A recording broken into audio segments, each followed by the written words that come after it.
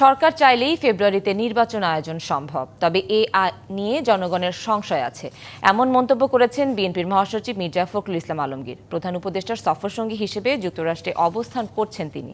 নির্বাচন নিয়ে সংশয় সরকারকেই দূর করতে হবে বলেও মন্তব্য করেন মির্জা ফখরুল। বলেন, সরকার নির্বাচন দিতে চাইলে তা অবশ্যই সম্ভব। বাংলাদেশের মানুষের মধ্যে একটা কনফিউশন আছে, ইলেকশন হবে কিনা, বিভিন্ন রকম।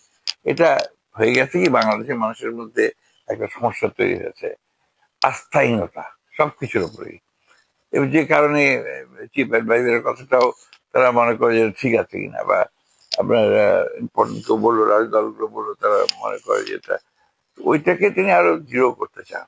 জামায়াতের পিআর পদ্ধতির দাবিতে আন্দোলন ও এনসিপির প্রতীক নিয়ে সৃষ্ট জটিলতা নির্বাচন আয়োজনে কোনো প্রভাব ফেলবে না বলে মনে করেন নির্বাচন কমিশনার আনোয়ারুল ইসলাম।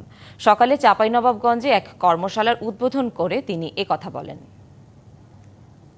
পিআর পদ্ধতি এবং একটি দলের প্রতীক বরাদ্দ বিষয়ক এগুলো নির্বাচনের ক্ষেত্রে কোনো সমস্যার সৃষ্টি করবে না।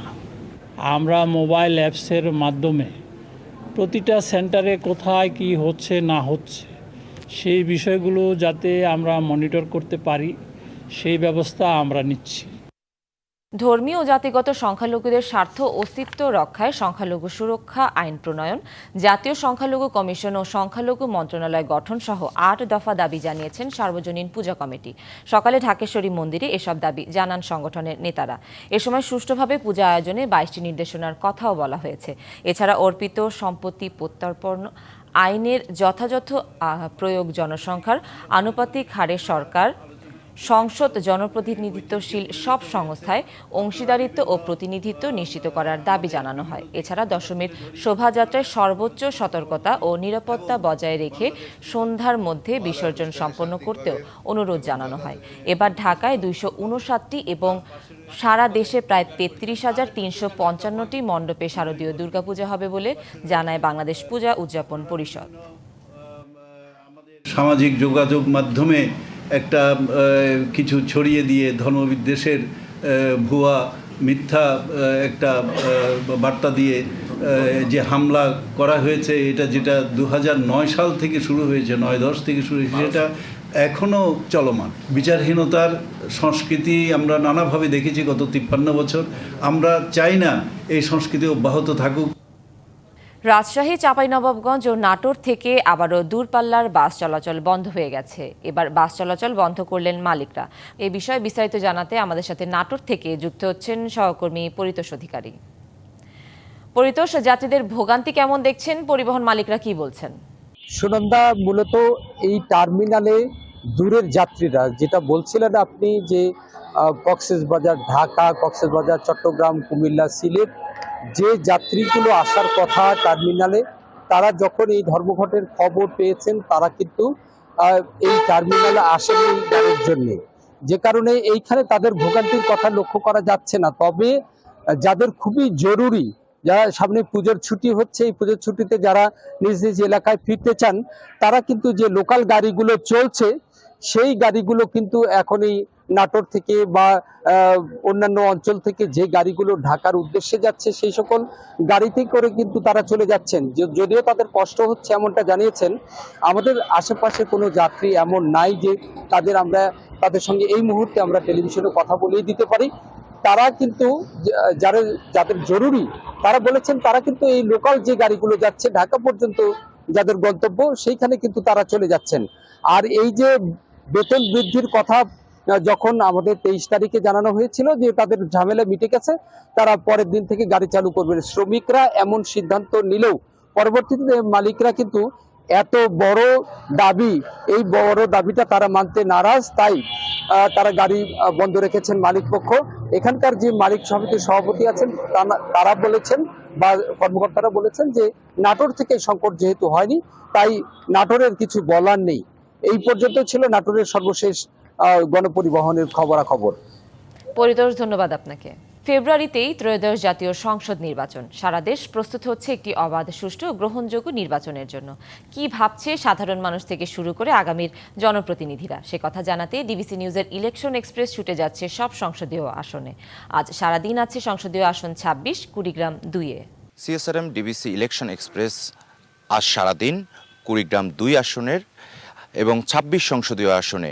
এই মুহূর্তে আমাদের সঙ্গে উপস্থিত রয়েছেন জামাতে ইসলামী কুড়িগ্রাম জেলা শাখার সেক্রেটারি জেনারেল। তার সঙ্গে আমরা কথা বলবো যে তাদের নির্বাচন নিয়ে কি ভাবনা। এরই মধ্যে জামাতে ইসলামী বাংলাদেশ ৩০০ আসনে প্রার্থী ঘোষণা করেছেন এবং কুড়িগ্রাম ২ আসনেও তাদের প্রার্থী ঘোষণা করেছেন, এবং তার কাছে আমরা জানার চেষ্টা করব তাদের এইখানে তাদের প্রার্থীর অবস্থান কেমন রয়েছে, মানুষের সাড়া পাচ্ছেন কেমন। আপনার কাছে জানতে চাই যে আজ আপনাদের প্রার্থী ঘোষণা হয়েছে, আপনারা মানুষের কাছে যাচ্ছেন, মানুষের কাছ থেকে কীরকম সাড়া পাচ্ছেন? যে আমি প্রথমেই ডিবিসি নিউজকে ধন্যবাদ জানাই আজকে আয়োজন করার জন্য। আজকে এই সমাবেশে এ পর্যায়ে লাইভ নিউজ মানে লাইভে যারা আছেন সকলের প্রতি সালাম, দেশবাসীর প্রতি আমি সালাম জানাচ্ছি। সামনে জাতীয় সংসদ নির্বাচন কমিশন থেকে আগামী ফেব্রুয়ারিতে নির্বাচনের ডেডলাইন ঘোষণা করেছে। আমরা নির্বাচনী ময়দানে অত্যন্ত তৎপর আছি। বাংলাদেশ জামাত ইসলামী দুইটা ভিশন নিয়ে কাজ করে। আমাদের একটি ভিশন হলো মানবতার সেবার মাধ্যমে জনগণের কাছে এই সেবা পৌঁছে দেওয়ার মাধ্যমে জনগণের আস্থা অর্জন করতে চাই। এক্ষেত্রে আমরা জনগণের দোরগোড়ায় বিভিন্ন সময় বন্যা, খরা, ঘূর্ণিঝড়, তারপরে বাড়ি পড়া বিভিন্ন সামাজিক কাজের সাথে যুক্ত থাকার মধ্য দিয়ে ইতিমধ্যে আলহামদুলিল্লাহ আমরা এই এলাকার ২৬ কুড়িগ্রাম ২-এর এই এলাকায় আমরা একটা আস্থা অর্জন করতে পেরেছি। জনগণের স্বতঃস্ফূর্ত সারা। আমরা মনে করি যে কামিং যে নির্বাচন আসছে, জনগণের যে আস্থা অর্জন করেছি বা জায়গা তৈরি হয়েছে, আমরা মনে করি এই জায়গায় বিপুল ভোটে বাংলাদেশ জামাত ইসলামের প্রার্থী এখানে আছে অ্যাডভোকেট ইয়াসিন আলী সরকার, বিপুল ভোটে বিজয়ী হবেন বলে আমরা আশা রাখি। এই যে তিনি তো নির্বাচনে এবারই প্রথম, যেহেতু এই আসনটা জাতীয় পার্টির দখলে দীর্ঘদিন ছিল, আপনারা কি মনে করছেন আপনারা যে প্রার্থী দিয়েছেন তার অবস্থানটা কেমন দেখছেন মাঠে? এখন তো প্রায় 14 মাসের মতো অতিবাহিত হয়েছে, আর 3 মাস বা 4 মাস আছে নির্বাচনে। এই মতো অবস্থায় সাধারণ মানুষ কি বলছে এবং আপনাদের প্রার্থী কতটুকু যোগ্য এই আসনের জন্য? আমাদের প্রার্থী অত্যন্ত যোগ্য। তো আপনি জানেন যে তিনি একজন বিজ্ঞ আইনজীবী এবং বারের দুইবার উনি সভাপতি ছিলেন, সাধারণ সম্পাদক ছিলেন, এবং তিনি একজন বিশিষ্ট শিক্ষাবিদ এবং অত্যন্ত সমাজসেবক।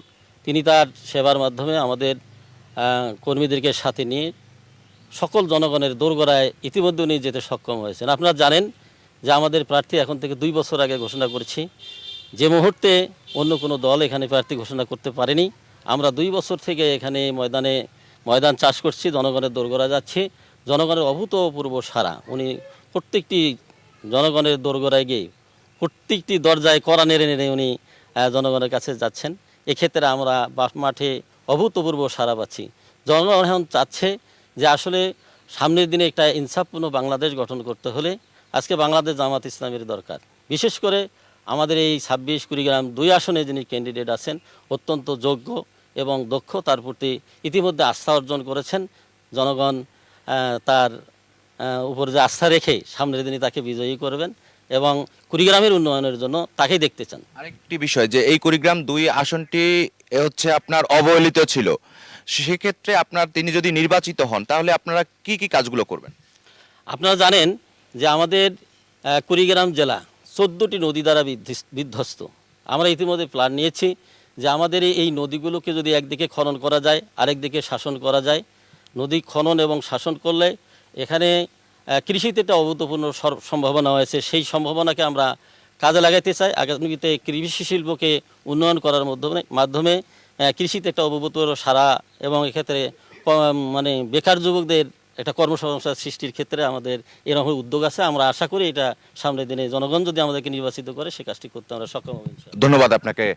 শুনছিলেন যে কুড়িগ্রাম জেলা জামাতে ইসলামীর যে জেলা সেক্রেটারি আছেন তিনি আমাদের সঙ্গে যুক্ত হয়েছিলেন। তিনি বলছেন যে তাদের প্রার্থী যিনি দল থেকে মনোনীত করা হয়েছে তিনি যদি নির্বাচিত হন এই কুড়িগ্রামের যে অসমাপ্ত কাজগুলো আছে যেগুলো এখন পর্যন্ত হয়নি সেগুলো তারা করবেন। তো এই ছিল সিএসআরএম ডিবিসি ইলেকশন এক্সপ্রেসে বিকেল 5টায় আমরা আবারও যুক্ত হব অন্য কোনো প্রার্থীর সঙ্গে। ততক্ষণ পর্যন্ত আমাদের সঙ্গেই থাকুন। এবার ওষুধ আমদানিতে শতভাগ শুল্ক আরোপের ঘোষণা দিলেন মার্কিন প্রেসিডেন্ট ডোনাল্ড ট্রাম্প। এটি কার্যকর হবে 1 অক্টোবর থেকে। বিশেষজ্ঞরা মনে করছেন ট্রাম্পের এমন সিদ্ধান্তে চাপে পড়বে যুক্তরাষ্ট্রের সবচেয়ে বড় ওষুধ রপ্তানিকারক দেশ ভারত। দাম বৃদ্ধি সহ দেখা দিতে পারে বিশ্বে ওষুধেরও ঘাটতি।